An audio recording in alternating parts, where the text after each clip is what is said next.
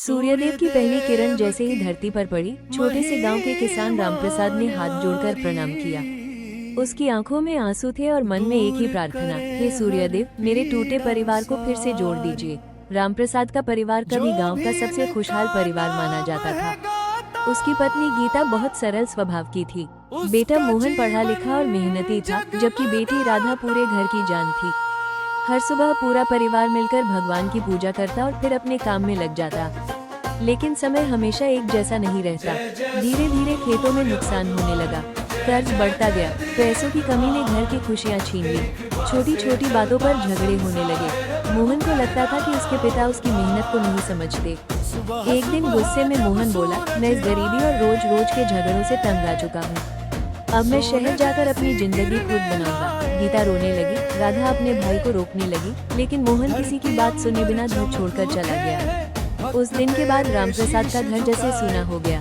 गीता हर समय उदास रहती और राधा चुपचाप अपने भाई की तस्वीर देखती रहती। रामप्रसाद रोज सुबह गांव के पुराने सूर्य मंदिर जाने लगा। मंदिर में एक वृद्ध संत रहते थे।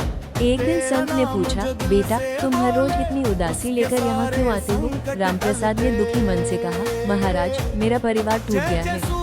मेरा बेटा मुझसे नाराज होकर चला गया है। मुझे समझ नहीं आता कि मैं क्या करूं। संत ने शांत स्वर में कहा, हर सुबह सच्चे मन से सूर्य देव को जल अर्पित करो। सूर्य देव अंधकार ही नहीं, टूटे रिश्तों का दुख भी दूर करते हैं। अगले दिन से रामप्रसाद ने नियम बना लिया। वो सूर्योदय से पहले उठता, स्नान करता और तांबे के लोटे में जल भरकर सूर्यदेव को अर्पित करता।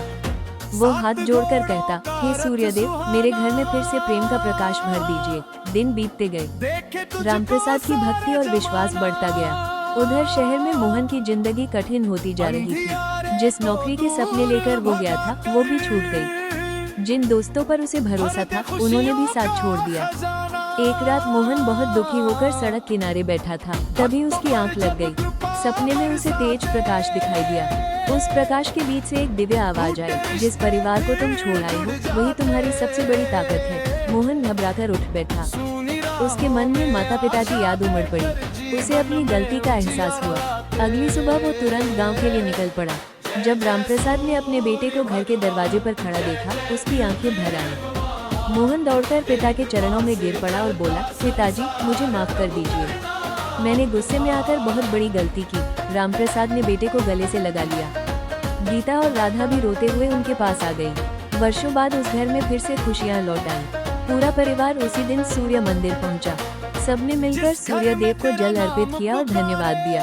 संत मुस्कुराकर बोले, जहाँ सच्ची भक्ति और विश्वास होता है, वहाँ भगवान स्वयं टूटे रिश्तों को जोड़ देते हैं। उस दिन के बाद रामप्रसाद का परिवार हमेशा प्रेम से रहने लगा। गांव के लोग भी कहने लगे, सूर्य देव की कृपा से असंभव भी संभव हो जाता है। जय सूर्य देव।